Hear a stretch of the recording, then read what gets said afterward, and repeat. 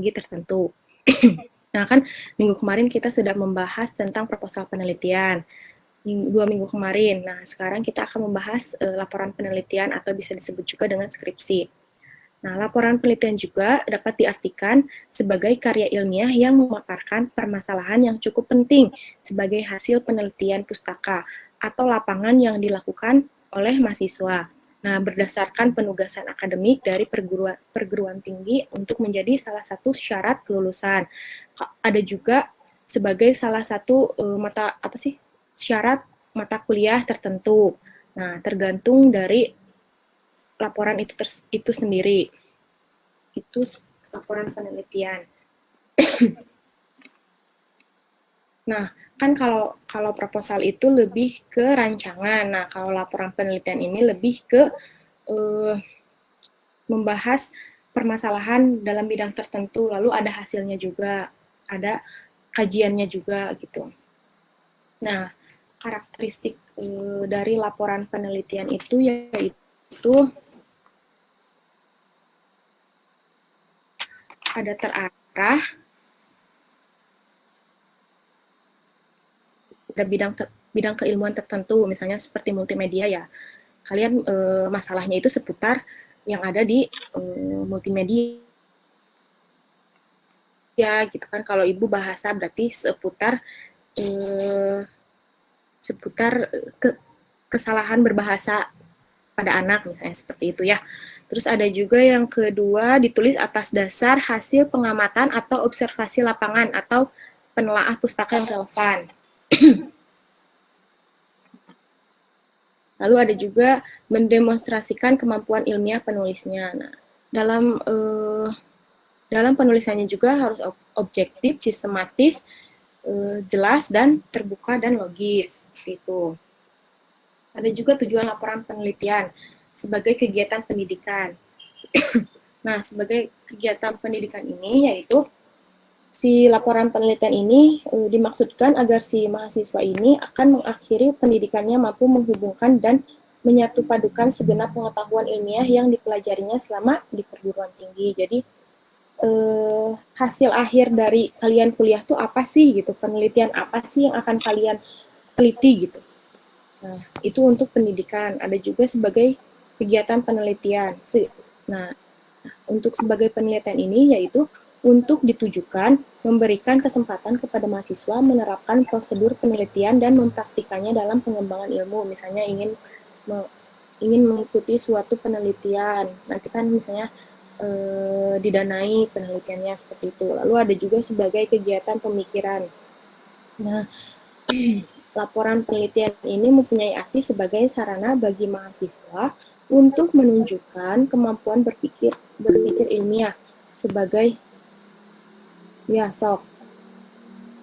sebagai seorang ilmuwan, daya kreatifnya sebagai bukti potensi cendekia, dan tingkat kecerdasannya sebagai calon sarjana yang selayaknya harus diluluskan. Nanti kalau misalnya ternyata laporan penelitian kalian tidak memenuhi syarat untuk lulus, berarti kalian tidak lulus. Tapi kalau misalnya memenuhi syarat, berarti lulus, seperti itu. Lalu sebagai kegiatan penulisan, laporan penelitian ini menyajikan bukti terakhir dari mahasiswa mengenai pengungkapan serangkaian ide yang bernilai. Jadi tidak sembarangan ya laporan penelitian, yang penting laporan penelitian, nah enggak seperti itu, tidak seperti itu. Berarti harus mempunyai ide dan hal yang bernilai dalam suatu karya tulis ilmiah yang tersusun secara sistematis, logis, dan terpadu, maupun dalam bahasa tulis yang jelas, ringkas, tepat, dan benar. Jadi bahasanya itu harus resmi ya, harus baku. Itu tujuannya. Lalu ada persyaratan. Syaratnya apa saja? Yang pertama bentuk.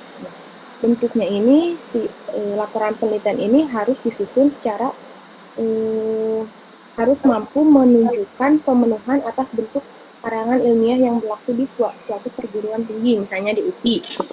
Ada bab 1, bab 2, bab 3, bab 4. Nah, itu bentuknya itu seperti itu, beda dengan misalnya dengan perguruan tinggi yang lain. Oke.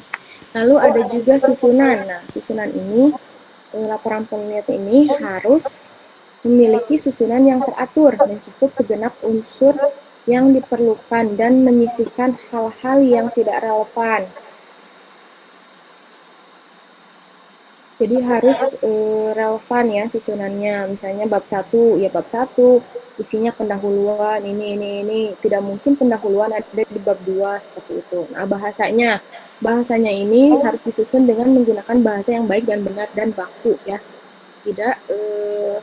Tidak seperti di artikel populer gitu. Bahasanya yang ilmiah. Lalu ada juga metodologi keilmuan, artinya yaitu si laporan penelitian ini harus mampu menunjukkan segi-segi penerapan metodologi keilmuan. Nanti bisa dilihat metodologi keilmuan itu seperti apa. Dicari ya. Nah, ada juga pembuktian. Nah, pembuktian ini itu harus menunjukkan sebagai sebuah hasil yang sistematis, logis, dan ilmiah, dan seluruhnya didasarkan atas fakta-fakta yang dibuktikan kebenarannya. Misalnya kalian penelitian ke lapangan gitu ya, ke sekolah mana gitu. Nah, dari hasil itu menunjukkan fakta-fakta bahwa siswa atau siswa-siswi di sekolah X misalnya kurang lancar berbahasa Indonesia atau kurang bisa mengetahui apa yang dimaksud dengan multimedia gitu seperti itu. Nah, ada juga nih struktur teks laporan akademik. Nah, ada juga strukturnya. Yang pertama ini ada bagian pembuka, ada bagian isi, dan ada bagian penutup. Nah, tapi di dalam pembuka itu ada lembar judul, halaman pengesahan, ada abstrak selalu ada, lalu ada kata pengantar, ada daftar isi, daftar tabel, gambar, lampiran. Lalu ada juga di bagian isi tadi ya, ada bab 1. Bab 1 pendahuluan, bab 2 ada landasan teori, lalu bab 3 ada prosedur penelitian, dan bab 4 ini ada hasil penelitian. Nah, tadi kan kalau misalnya proposal minggu lalu kan sampai bab 3 ya, minimal sampai bab 3 nih, baru rancangan. Nah, kalau laporan penelitian ini lebih ke hasil penelitian dan pembahasan, lalu ada juga simpulan dan saran, seperti itu. Jadi, untuk laporan penelitian ini kalian sudah masuk ke dalam penelitian ke lapang gitu. Tidak hanya rancangan, tapi sudah masuk ke dalam penelitiannya itu sendiri. Lalu ada bagian penutup. Nah, bagian penutup ini yaitu seperti daftar pustaka. Kemarin masih ada ya yang salah sedikit tentang penulisan daftar pustaka. Nanti bisa dilihat lagi dan baca-baca lagi. Kalau kalian nanti bikin skripsi, nah nanti kalian harus betul daftar pustakanya. Kalau tidak, dicoret lagi sama dosennya gitu ya. Lalu ada juga lampiran-lampiran. Nah, lampiran ini jika dibutuhkan atau misalnya hasil observasi kalian lampirkan di paling belakang, seperti itu.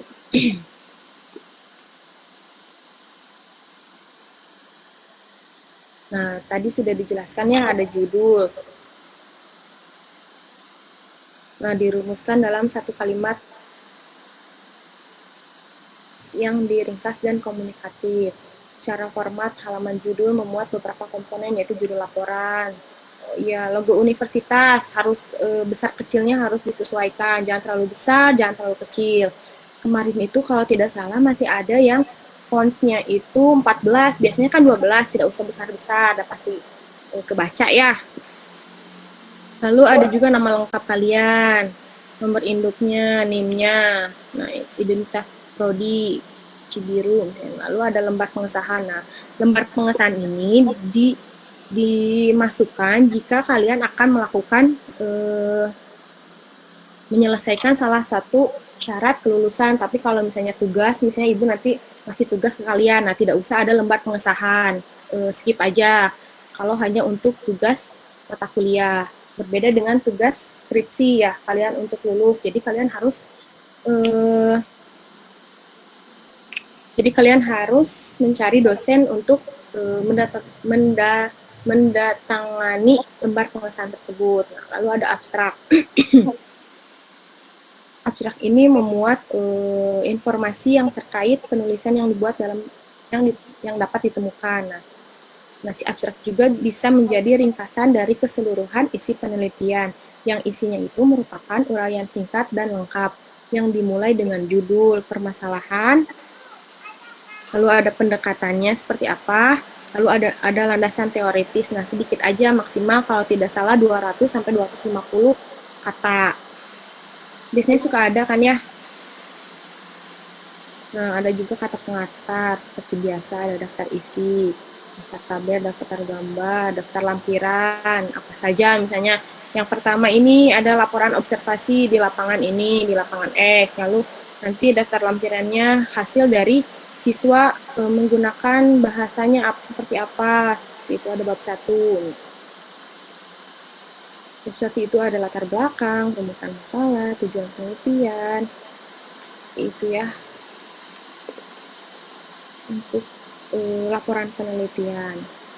Ini bab 2 ini landasan teoritis. Landasan teoritis itu teori-teori yang kalian pakai. Misalnya, Bu, berapa banyak nih teorinya? Ya tergantung kebutuhan kalian, sesuaikan saja. Biasanya dosen meminta misalnya lebih dari 5 dari jurnal, atau kalau skripsi memang nggak banyak-banyak kayak tesis ya. Misalnya ada dosennya minta, saya ingin dari teori dari si X katanya, berapa halaman, misalnya dijelaskan sama kalian di landasan teori ini. Lalu ada prosedur penelitian. Prosedur penelitian ini seperti metodologi penelitian,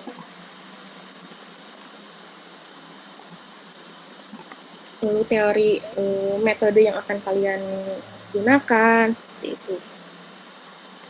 Teknik-teknik cara, nanti kalian tulis cara dari awal sampai akhir kalian melakukan penelitian itu seperti apa. Yang pertama misalnya mengumpulkan data dulu, lalu yang kedua membacanya dulu, atau yang ketiga lalu ya sok.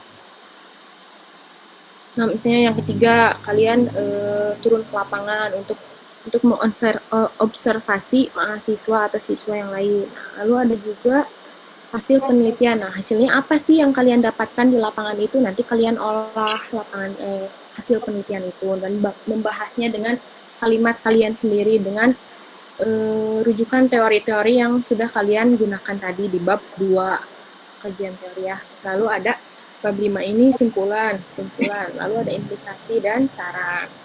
Sudah tahu ya. Daftar pustaka sudah tahu ya. Misalnya kalian ada mengangkat tentang video atau film, nanti kalian tulis juga. Bisa dilihat nanti daftar pustakanya seperti apa. Nah, ada juga lampiran-lampiran. Nah, ada juga riwayat hidup nih. Biasanya dalam skripsi kalian akan menuliskan riwayat hidup kalian, ada foto kalian kecil gitu kan. Nah, lalu di pinggirnya itu ada, atau di atasnya itu foto kalian, di bawahnya itu riwayat hidup kalian dari SD, SMP, SMA, sampai kuliah, lalu perjalanan kalian seperti apa, misalnya seperti itu. Biasanya ada ucapan terima kasih harusnya ya di atas ini nih, sebelum lembar pengesahan, terus ada nanti itu ada ucapan terima kasih, harusnya nomor 3 ini teh, ucapan terima kasih, lembar ucapan terima kasih. Kayaknya ada nih, ini yang paling bingung mau ke siapa nih ngasihin ucapan terima kasihnya. Mau sama pacar, takut nanti putus ya abis bikin skripsi, yakil ya. Seperti itu untuk laporan penelitian. Ya, ada yang mau bertanya tentang laporan penelitian?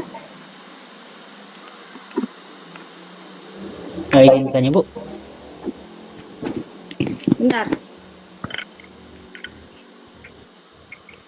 Ya, boleh. Kalau artikel-artikel yang suka ada di jurnal itu masuknya juga laporan penelitian juga atau beda lagi gitu? Itu udah terklasifikasi jadi artikel gitu. Nah, kalau untuk artikel itu udah diklasifikasikan menjadi artikel asalnya juga misalnya, bentar ya, ini Windows. Misalnya dulu itu si X ini misalnya sudah melakukan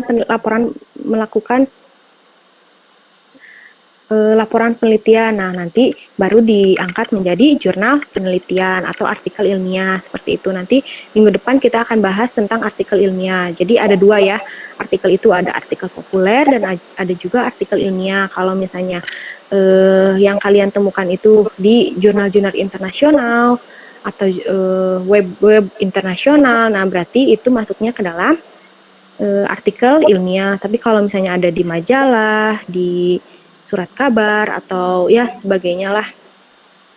Nah, itu masuk artikel populer gitu. Tadi siapa yang bertanya ya? Akil, Bu. Oh iya, Akil. Kasih, Bu. Iya. Jadi sebelum melakukan menulis artikel ilmiah, kita harus melakukan laporan penelitian juga ya. Seperti tadi kan ada tahapannya. Yang pertama proposal, minggu kemarin sudah kita bahas ya, rancangan. Nah, kalau misalnya proposal kalian itu disetujui oleh dosen, nah baru masuk ke dalam skripsi yang tadi atau laporan penelitian itu. Tapi kalau misalnya proposalnya ditolak, ya kalian tidak bisa maju ke dalam laporan penelitian, misalnya karena proposal yang kalian akan ajukan ini tidak memenuhi syarat atau judulnya ini ada kesamaan dengan penelitian sebelumnya. Seperti itu. Ya, Nabil ya. Biasanya paling sulit itu di ucapan terima kasih gitu ya. Nanti kalian ngerasain sendirilah. Mau nulis takut putus. Kalau nggak ditulis ya gimana ya? Ya Tantan ya.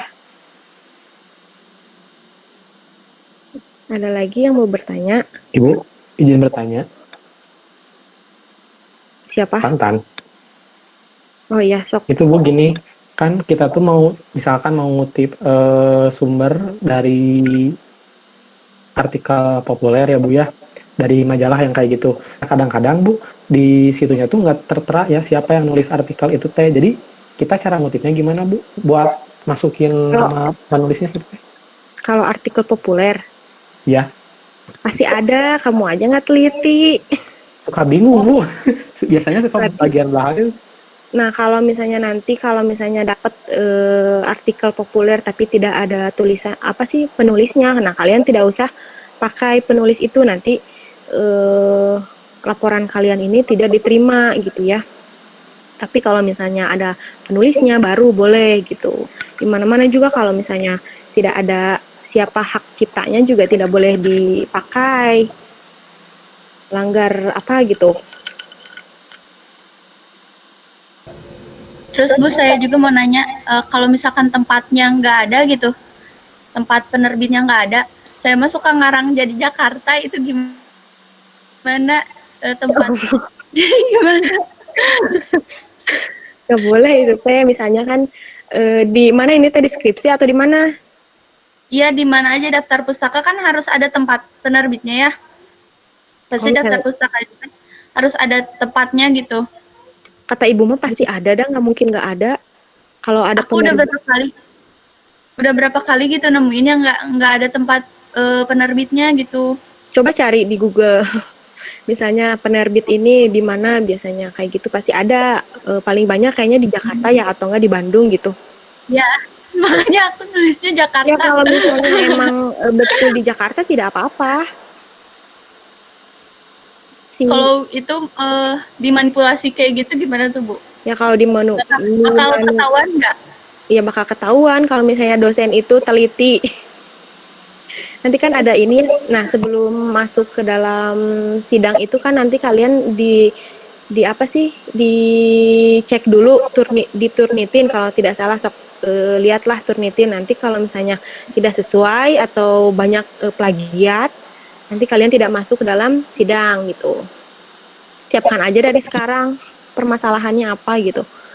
Nah, jangan banyak plagiat juga. Terus kalau misalnya tadi ya tiba-tiba nulis aja Jakarta atau Bandung, nah nanti juga ketahuan di aplikasi Turnitin itu. Jadi jadi mendingan. Tapi biasanya kalau kalian itu punya bukunya gitu ya, cetakan, lihat aja di cetakannya. Kan ada ya paling depan misalnya di halaman paling depan gitu ada cetakan keberapa atau di mana, itu ada kok di situ. Iya. Baik, Ibu, makasih. Iya, oke. Ada lagi yang mau bertanya. Ini yang foto Sevi Netina ini emang fotonya Sevi ya? Iya, Ibu. Lucu banget. Bu, mau bertanya, Bu? Apa? Mau bertanya. Boleh. Kan kalau survei tadi kita tuh harus turun ke lapangan kan melihat keadaan sosial. Kalau sekarang kan Apa? Kurang jelas ih. kalau sekarang itu di Fadli, Ya. tulis aja tuh. Aduh.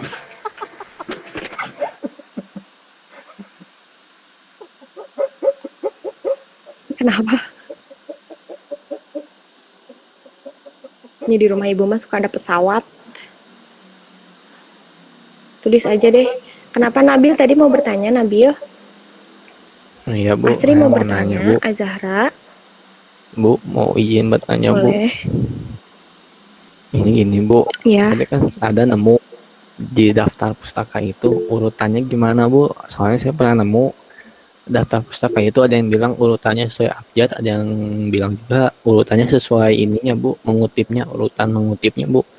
Sama kalau daftar pustaka itu tuh yang buku sama jurnal tuh tata cara penulisannya beda atau sama Bu? Soalnya kalau yang tempat itu kadang kalau jurnal tuh bukan nggak ada penerbit sama kota tapi cuma nama universitasnya Bu.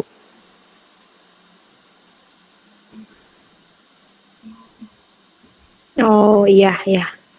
Nah, tergantung UPI-nya ya kan, misalnya di UPI nih.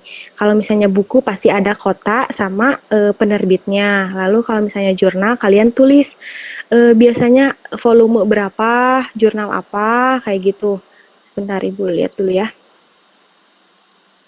Ibu teh banyak dah ini teh. Bentar, Ibu lihat dulu yang Ibu nih. Ibu kasih contoh dulu ya. Mana ya? Jurnal tesis.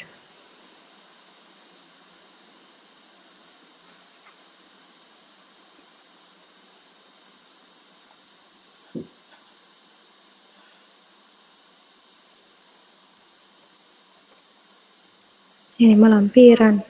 Sebentar. Terisi.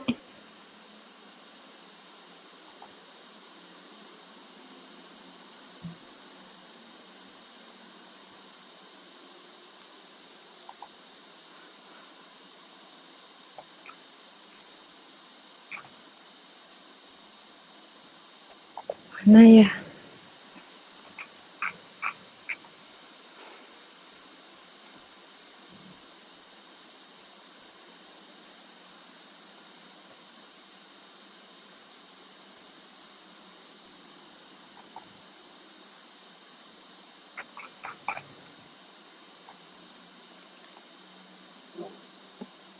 Nah. Oh ini PDF-nya, bentar ya, kita lihat contoh dari si daftar pustakanya nih kalau jurnal.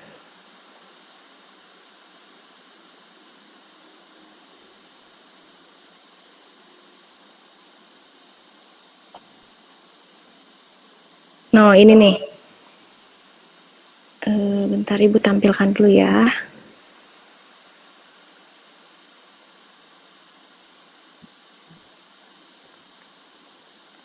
Terlihat gambarnya, Nabil?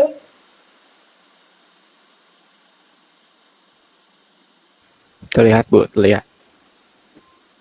Nah yang Ibu ini apa? Ada di apa sih namanya ini teh? Nih, Oktaviani Ayu DKK, transformasi makna simbolik mihrab pada novel ke film dalam Mihrab Cinta. Nah, ini tuh dari jurnal. Nah, ini tuh tidak ada tempatnya, misalnya di atau penerbitnya. Nanti kalian tulis saja volume 6 nomor 3 ada di si jurnal itu tuh kalian dapat dari mana? Misalnya Jurnal Sastra Indonesia atau Jurnal Sastra Internasional seperti itu ya. Lalu diaksesnya dari jurnal mana? Nah, kalian nanti linknya tulis di sini. Seperti itu. Tapi kalau misalnya buku bisa dilihat ya Nurgiantoro Burham 2013. Tetap sistematika susunannya itu seperti nama dulu, tahun, judulnya, lalu kalau misalnya jurnal itu ada volume berapa, nomor berapa, lalu dari mana nih kan kalau misalnya di buku itu PT-nya ya, bukan PT-nya apa, penerbitnya dari mana gitu ya, CV-nya. Nah, kalau misalnya jurnal itu ada nama jurnalnya, misalnya Jurnal Sastra Indonesia atau Jurnal Cakrawala Dini seperti itu. Nah, lalu untuk jurnal ada juga linknya ditulis diakses _2 http jurnal seperti ini ya. Tapi kalau buku mah kalian sudah pada paham ya, ada kotaknya di mana, lalu universitas mana seperti itu ya. Nah, penerbitnya itu dari University Press seperti itu. Jadi sama aja susunannya itu ada nama dulu, ada tahun, ada judulnya. Nah, kalau bedanya itu kalau misalnya kalian cari di buku ada lalu kotaknya, lalu nanti penerbitnya seperti itu atau penerbitnya dulu lalu kotaknya seperti itu ya. Tapi kalau di jurnal ada volumenya berapa, nomornya berapa, dari kalian angkat jurnal itu dari mana, lalu linknya itu seperti itu. Begitu ya Nabil ya, paham? Ya Bu, paham. Sama tadi Bu, satu lagi yang urutan daftar pustaka itu sesuai referensinya munculnya atau sesuai abjad Bu? Oh, sesuai abjad nama si pengarangnya mana ya tadi ya? Nah, gini nih dari atas ya, kita lihat kasih contoh. Nih, Ibu kan dari A nih, nama A dulu dari kan misalnya Nailul Siva Nailul. Nah, kita balikin namanya jadi Nailul Siva. Berarti yang ditulisnya itu dari huruf N. Berarti N itu di bawah bukan di atas gitu, bukan dari Siva dulu. Jadi misalnya kan harusnya Teu A gitu ya, atau enggak Aditya Widara Putra. Sebenarnya namanya itu Putra Adita Widara seperti itu. Kalau enggak nih Sheila Agustina misalnya Agustina Sheila gitu. Jadi urutannya itu dari nama paling abjadnya dulu dari A sampai Z gitu, harus berurutan. Tidak boleh tiba-tiba si Damono ini tiba-tiba di atas, terus si Andini ini di bawah gitu, seperti itu. Tidak boleh seperti itu kalau untuk susunannya. Paham ya Nabil? Oke Bu, paham. Terima kasih Bu. Ya, jadi harus sesuai abjad A sampai Z. Tapi masih ada ya kemarin teh yang nulis seenaknya gitu. Tapi ya udahlah, nggak apa-apa, dimaklumi saja. Ya, ada pertanyaan juga dari Fadil, kalau nggak bisa survei karena pandemi, apakah form Google bisa digunakan? Bisa banget. Kalau lagi pandemi gini bisa digunakan sekali survei menggunakan form Google gitu. Google Form itu bisa, sangat bisa. Cuman nanti kalian olah lagi ya, 2 kali kerja gitu. Mau gimana lagi kan lagi pandemi ya, takut juga ke lapangan. Nah, nanti kalian bisa menggunakan Google Form.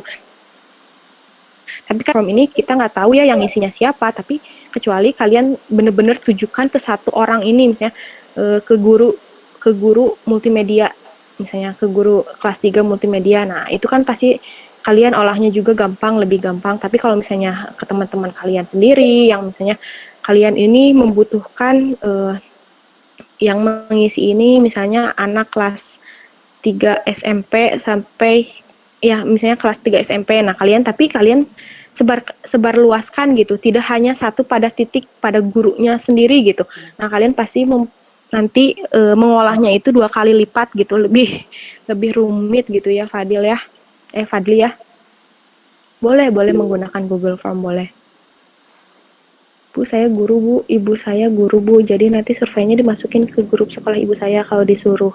Iya, boleh. kayak gitu biar nanti pengolahan datanya itu lebih simpel ya, tidak misalnya Fadli misalnya ingin meneliti tentang multimedia ya, tapi kalian menyebarluaskannya ke siapa saja, nanti kalian harus urutkan lagi atau mengkelompokkan lagi gitu.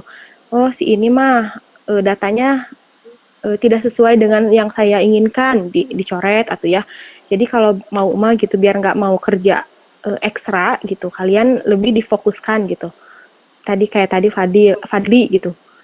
Dimasukkan ke grup sekolah ibu saya boleh, masukkan ke. Jadi nanti untuk pengolahan datanya itu tidak sembarangan. Ya Tantan ya. Ya Tiara, Ya Bu, iya. ada lagi yang mau bertanya? Ibu mau tanya, Boleh. kalau misalnya kan kita teh baca artikel ya Bu, di dalam artikel itu teh ada menurut siapa, terus kan ada daftar pustakanya. Kalau kita ikutan ngutip yang itu, kita berarti masukin daftar pustaka yang mana Bu? Si artikelnya atau mau ngambil dari daftar pustaka orang itu? Kalau kata Ibu Maya gini, ini teh masih ada gambarnya nggak? Masih Bu?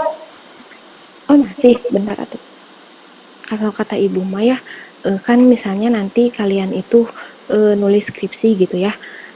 Terus ada nih dalam jurnal itu teh si X dalam X gitu ya. Tadi kayak kata siapa tadi Azahra. Saya Bu dapat dari jurnal. Nah, mending kalian cari dulu buku utamanya dari si misalnya kalian itu misalnya gini kasih contoh.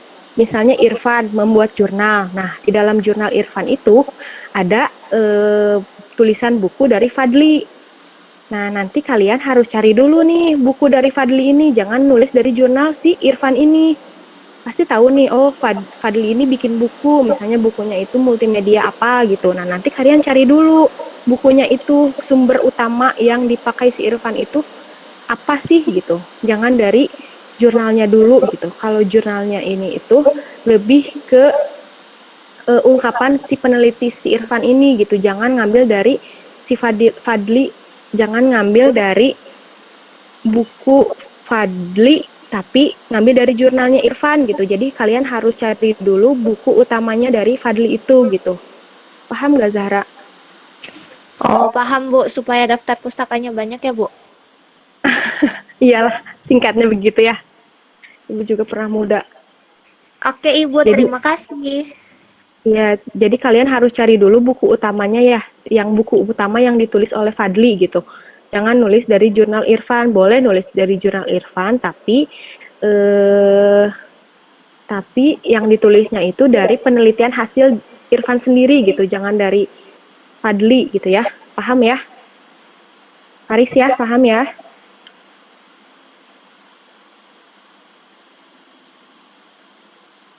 Ada lagi yang mau bertanya?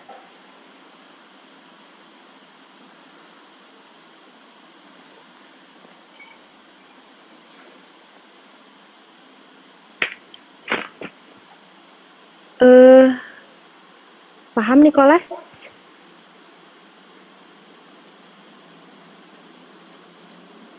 Paham ya? Nicholas Saputra ini teh. Bukan Bu, Nicholas Agustian. Oke, ada lagi yang mau bertanya ini teh? Kalau tidak ada, ya sudah. Tidak ya? Tidak.